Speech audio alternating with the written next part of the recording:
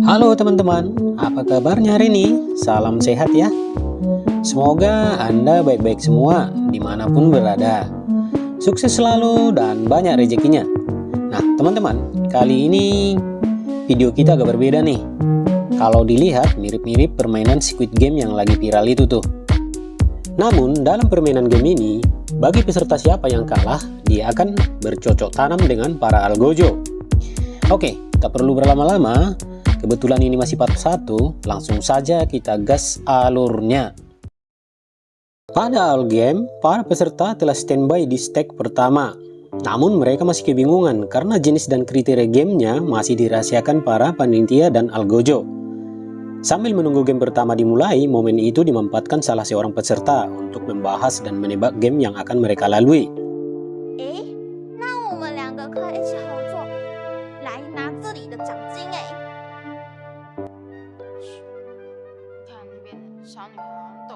Kemudian, tanpa berlama-lama, panitia juga ternyata segera memberikan game pertama. Dan pada game pertama ini, panitia memberikan himbauan supaya peserta harus benar-benar fit dan cerdas agar bisa lolos. Bagi siapa yang gagal dan tidak lolos, mereka harus digenjot para algojo secara bergantian.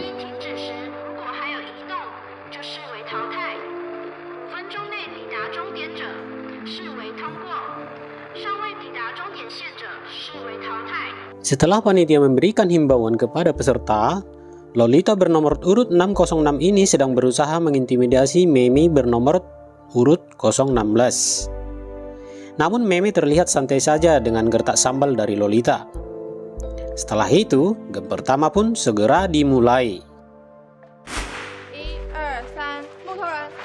Setelah game pertama dilaksanakan, ternyata Dewi Fortuna belum berpihak kepada Memi.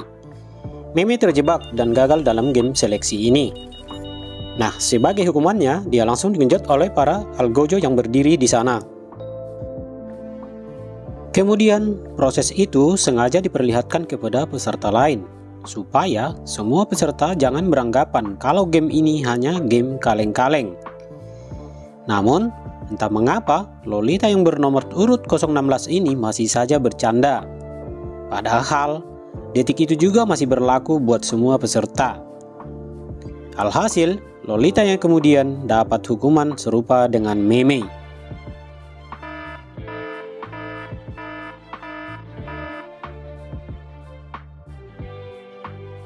Setelah melihat ganjaran tabur benih bagi peserta yang gagal, peserta lain makin dilema.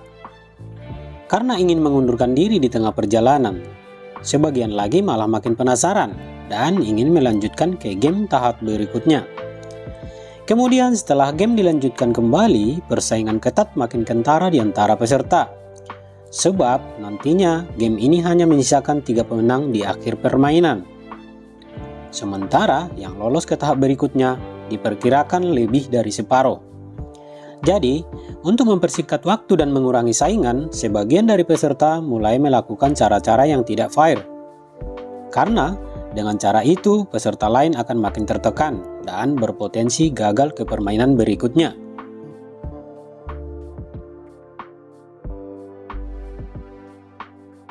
Nah, teman-teman, di Squid Game part 1 ini sebenarnya belum begitu seru, karena sebagian dari para peserta ada yang masih saling mendukung dan memberi semangat. Padahal nantinya mereka akan saling menjatuhkan di tahap game berikutnya.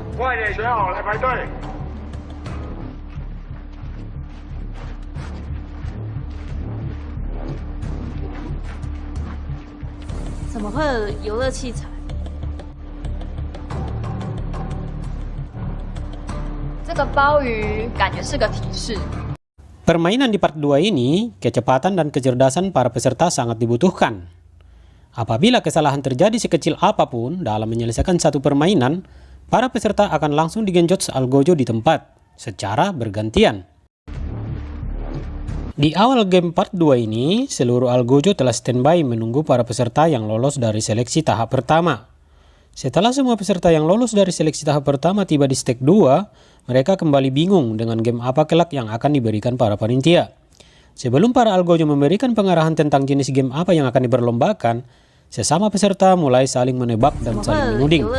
Siapa kelak di antara mereka yang akan kalah dan digenjot algojo duluan? 我真的不想再喊他们老二了。拜托，你已经很好了，救我好不好？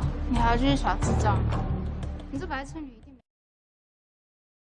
Setelah itu, salah satu dari Algojo memberikan perintah kepada seluruh peserta untuk mengambil sebuah kotak yang isinya permen karamel dengan bentuk berbeda.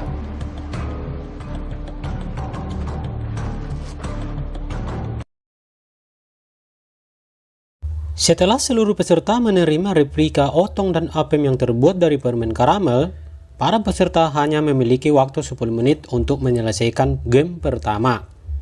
Ternyata, replika Otong dan Apem yang terbuat dari permen karamel tersebut memiliki tingkat kesulitan masing-masing. Setiap orang berbeda bentuk. Tidak boleh rusak atau pecah, dan diwajibkan harus selesai pada waktu 10 menit yang ditentukan. Setelah beberapa menit game berlangsung, salah seorang peserta terdeteksi melakukan kesalahan.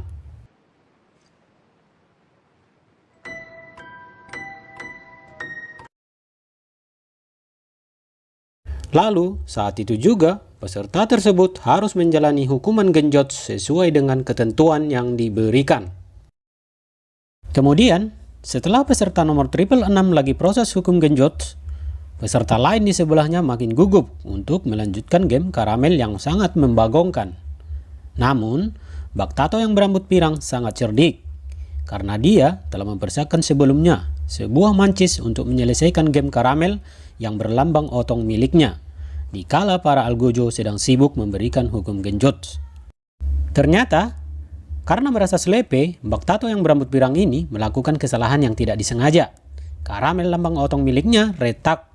Hal itu membuatnya gugup sehingga langsung diketahui para Algojo yang berdiri di sebelahnya. Lalu Algojo pun langsung menghampirinya. Dan, sudahlah. Akhirnya, para peserta yang tadinya dianggap tidak bakalan lolos, ternyata justru merekalah yang berhasil ke babak selanjutnya. Dan ketika hanya waktu tinggal 3 menit lagi, para peserta lain masih berjibaku untuk menyelesaikan game karamel miliknya masing-masing.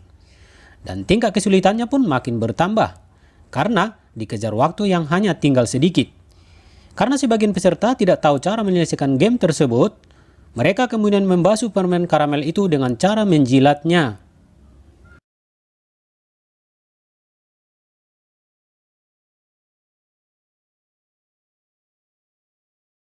Ternyata, hal itu justru membuat mereka menjadi gagal, karena permen karamel tersebut meleleh.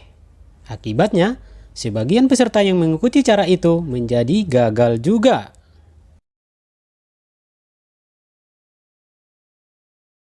Sebagai ganjaran dari kesalahan dan kegagalan para peserta, mereka kemudian digenjot Algojo secara bergantian.